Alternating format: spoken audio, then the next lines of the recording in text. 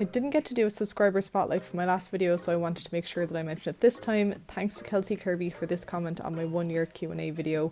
Kelsey is a part-time racing driver and is one of the most passionate people I've met in motorsport. This is officially the first video of year 2 on my YouTube channel, and I'm kicking things off with a topic that might leave us with more questions than answers. But you know what, sometimes F1 is a very confusing place and all we can do is speculate. I am at a bit of a loss as to what's happening at Williams right now, and I want to know what you all think about it, so make sure you're subscribed and then let's hop into this discussion. Alright, let's get into this and talk about Williams. From what I can see, there are a few things happening in that team that are definitely concerning. Last weekend in Monaco, you may have heard a radio message that came through to Nicholas Latifi during a practice session where his engineer asked him to follow Alex Albon around on a lap and see if he could learn anything from him. Now, before people get carried away, I actually think that the reaction to this on social media was, as usual, over the top. People were saying that it was super shady for the team to send that message to Nicholas, but in reality this actually isn't that crazy a message when you look at it in isolation. There are two sides of every team's garage, and sometimes they do share data between the drivers in order to maximise performance for the team as a whole, so that's fine. However, that's what it looks like in isolation. My concern kicks in when you think about it in relation to everything else that's going on at Williams. For one thing, Nicholas Latifi has been completely outperformed by Alex Albon since Alex joined the team for the 2022 season. We've now completed 7 races, and so far Albon has managed to drag his Williams kicking and screaming to 2 points finishes. In comparison, Nicholas Latifi has not managed a single points finish, and his highest classification so far this season has been a 14th place finish. In fact, he is currently sitting at the very bottom of the Drivers' Championship standings.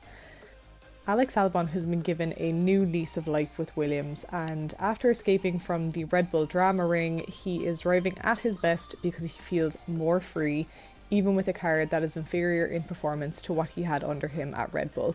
We've seen this with Valtteri Bottas too this year. He's much happier and performing better at Alpha than he did at Mercedes, thanks to being under less pressure. I want to preface this next part by saying that I am obviously not a Formula 1 driver and can never fully understand the pressure or complications of that job. I also don't want to bash any driver, so that's not what this is either. This is simply a factual assessment of Nicholas Latifi as an F1 driver in the context of the rest of the grid. Okay, caveats aside, let's get real here for a minute. Nicholas Latifi is currently a scarily perfect example of what I mean when I use the term paid driver in my videos. So far during his F1 career, he has scored a total of 7 points. In that same time period, his teammates, namely George Russell and now Alex Albon, have scored a total of 22 points between them. That's 3 times as many, and reliability issues / unforeseen circumstances aside, they were all given access to the same machinery at the end of the day. As an F1 fan, I am crying out for some sort of common sense to start being applied in these situations. There are only 20 seats in Formula 1, which means that there are 20 people in the entire world who get to take part at the highest level of this sport every year. How long do you allow a driver to take up one of those spaces if they're consistently just coasting at the bottom of the barrel? Williams are a very serious racing team, let's make no bones about that. Despite the challenges that they've had financially over the last number of years and the Williams family taking a step back, they are still one of the teams that are a foundational part of Formula 1's DNA. I am not a fly in the wall at the Williams factory, but I wish I was, because I would truly love to understand how they plan to address the fact that they are currently making a very costly trade-off between having a subpar driver trundling around in their car for 4 years and letting his family sponsorship funding help to keep the team afloat. The reality is that even with Sofina money flowing into the team, Latifi has had so many crashes already this season that he's only adding to the mounting costs rather than helping to alleviate them. Not to mention that many of these crashes have occurred when Latifi is the only car in that area of the track, rather than due to racing incidents, which I would actually have more tolerance for. Add to these crashes the situations where he has ignored blue flags, held up other drivers, etc., and we're getting into embarrassment territory. Just last weekend, Latifi crashed under safety car conditions during a formation lap at the start of the Monaco Grand Prix.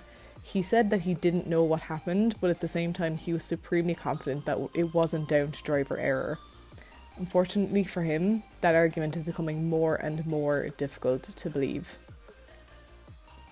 Can you imagine if Williams had a second driver that was matching or even challenging at Alex Albon's level, who could bring them greater combined results, which would then lead to more funding and sponsorship interest for the right reasons rather than the wrong ones? There are already rumours that Oscar Piastri could swoop in and take Latifi's place in the middle of the season, which would be an unusual Red Bull-style move for the Williams team, but let's face it, maybe this is what they need.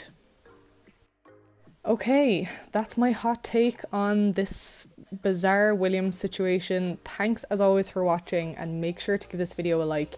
And please comment down below with your own Williams hot takes, because I'm very curious to hear your opinions on this entire situation. I'll be hanging out with you all in the comments after this video goes live, and in the meantime, take care and enjoy your racing.